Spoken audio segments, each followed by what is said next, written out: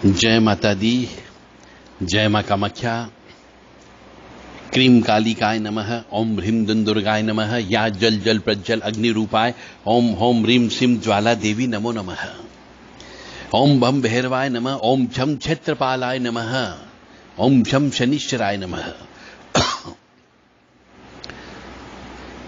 प्रश्न यह है कि क्या स्त्री को व्यास पीठ पर कथा कहने का अधिकार है?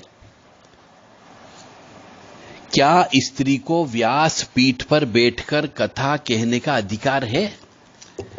क्या स्त्री प्रणव या गायत्री मंत्र का जप कर सकती है? और क्या यह शास्त्र सम्मत है? इस संबंध में बहुत सी जगह लिखा हुआ है और बड़े बड़े महापुरुषों ने जो व्याख्या की है उसके अनुसार हम आपको इसका बता रहे हैं आंसर कि इस संबंध में जो लिखा हुआ वह लिखा हुआ है कि स्त्री क्षुद्र द्विज बंधुनाम श्रुतिम गोचरः, अर्थात स्त्री क्षुद्र और द्विज बंधु को स्तुतियों का उच्चारण पारायण और वाचन नहीं करना चाहिए।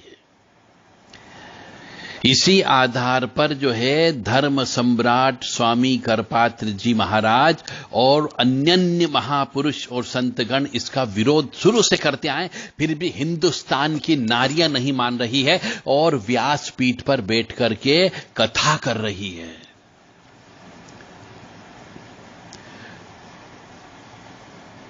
कौशिकी संहिता नामक एक किताब है, उसमें भी लिखा हुआ है कि अवैष्णव मुखाद गाथा न श्रोतव्या कदाचन,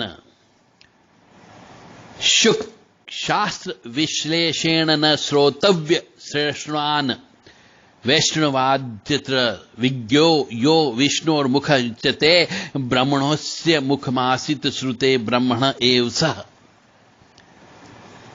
यानी कि ऐसा लिखा है, इसका अर्थ यह है कि मुख्यतः पुराणों की कथा, भागवत की कथा किसी वैष्णव संत या ब्राह्मण के मुख से ही सुनना चाहिए। ये वैष्णव जो भगवान विष्णु के मुख हैं, भगवान विष्णु के मुख केवल ब्राह्मण ही हैं। ब्राह्मण हो मुख मासित, भगवान भोग को केवल स्वीकार करते हैं, भोजन तो ब्राह्मण के मुख के द्वारा ही लेते हैं। अतः सभी पुराणों एवं श्रीमद् भागवत कथा किसी विरक्त संत या ब्राह्मण मुख से ही सुनना चाहिए, अन्यथा आपका अनुष्ठान व्यर्थ हो जाएगा। बिल्कुल साफ स्वच्छ लिखा हुआ है। इसलिए मेरी आप सब धर्म प्रेमी बंधुओं से विनम्र निवेदन है कि किसी भी स्त्री को व्यास गद्दी पर बैठा करके कथा मत करवाइए, अन्यथा आपका पैसा बर्बाद है, आपका कोई पुण्य नहीं लग रहा है।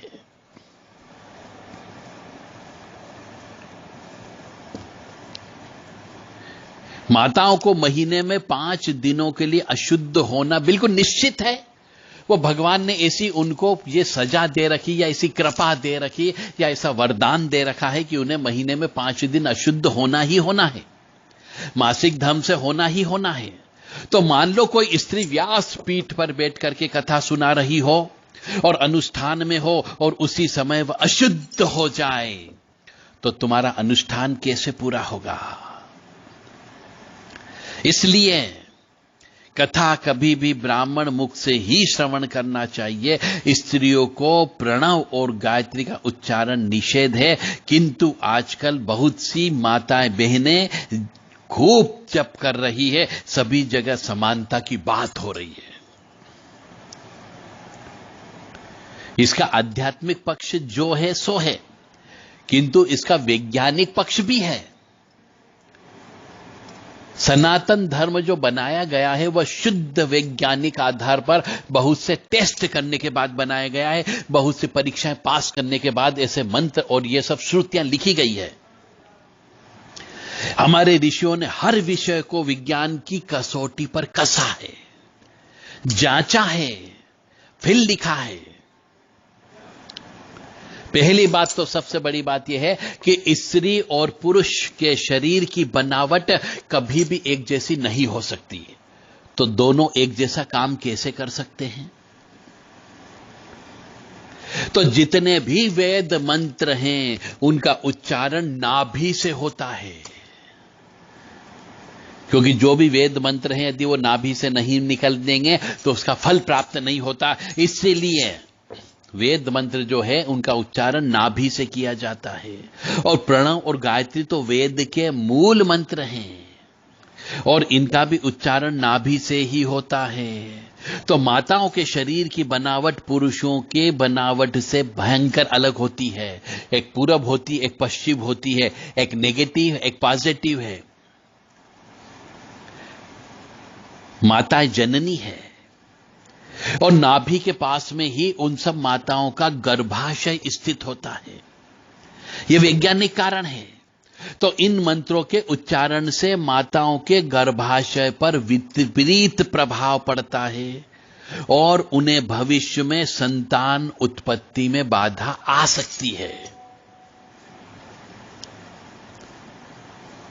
वेद माता गायत्री है, इसका दुरुपयोग नहीं करना चाहिए, अन्यथा किसी न किसी मोड़ पर, किसी न किसी जगह पर आपको उसकी सजा अवश्य मिलेगी।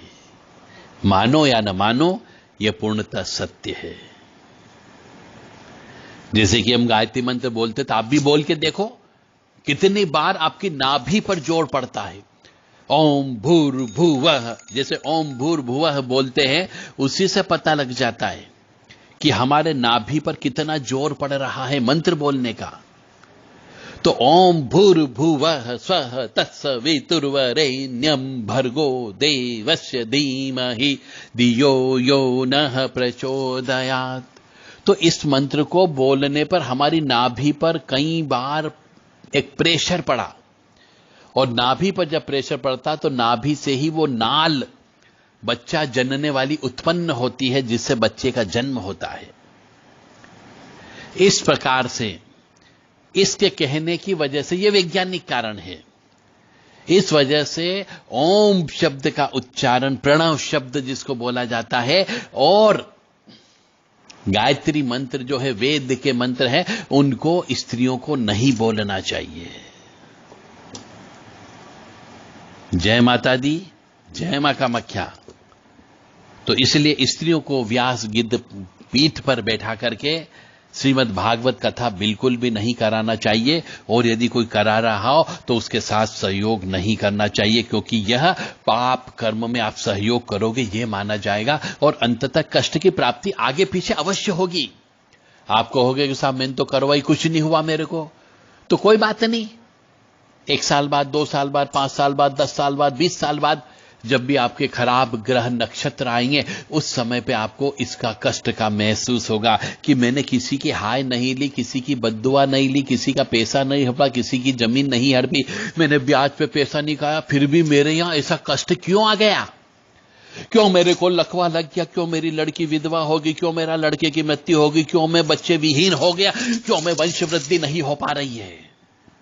ये बाद में सोचने को मिलेगा। तो स्त्री के द्वारा श्रीमद् भागवत कथा, महापुराण या कोई भी अन्य पुराण नहीं सुनना चाहिए। मां भगवती सबको सद्बुद्धि प्रदान करें और हम ऐसी कामना करेंगे मां भगवती से कि इस पाप कर्म में जितने व्यक्ति को दूर कर सकती हो वो दूर करें। क्रीम कालिकाय नमः, क्रीम कालिकाय नमः, क्रीम कालिकाय नमः, क्रीम क्रीम क्रीम रिम रिम होम होम दक्षिण काली के किम किम किम रिम रिम होम होम, क्रीम किम किम रिम रिम होम होम दक्षिण काली के किम किम किम रिम रिम होम होम, किम किम किम रिम रिम होम होम शमशान काली के किम किम किम रिम रिम होम होम, किम किम किम रिम रिम होम होम शमशान काली के किम किम किम रिम रिम होम होम। होम चौम याम राम लाम वाम आम क्रोम महाकाल भैरवाय सर्व पापीम भस्मीम कुरु कुरु स्वाहा।